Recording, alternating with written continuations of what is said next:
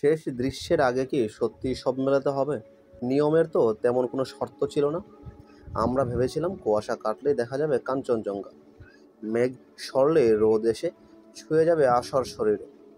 আমরা ভেবেছিলাম লটারি মিলবে, ইন্টারভিউর শেষে ফোন কল আসবেই। কিন্তু তেমনটা হয়নি কোনো দিন, হলো না, কারণ হওয়ার কথাও ছিল না। যা পেয়েছি তা পেয়েছি, যা পাইনি তা হয়তো ভিন্নভাবে পেয়েছি।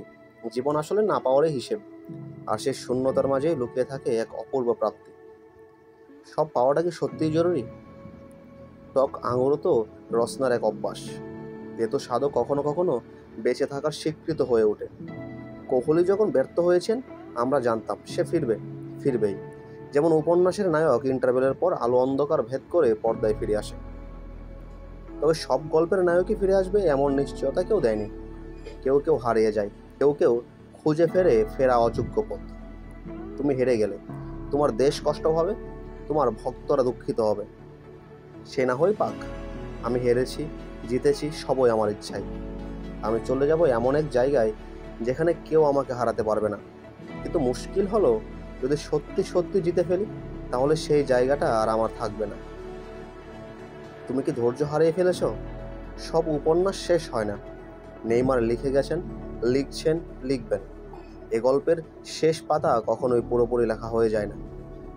মানুষ চেয়ে থাকে, অপেক্ষা করে তার নায়কের ফিরে আসার জন্য। টিভির পর্দায়, মাঠের সবুজে, আকাশের নীলায়।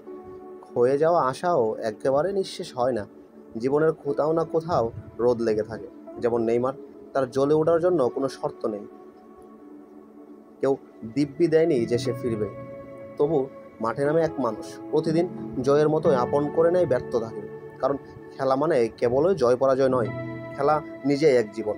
একজন মানুষ প্রতিদিন উপভোগ করছে খেলাকে, সঙ্গী করেছে সব ব্যর্থতাকে। চারপাশে অগণিত খেলার ভিড়ে সে খুঁজে নিচ্ছে নিজের আনন্দ, বেছে নিচ্ছে নিজের শোক। আর আমরা ভক্তরা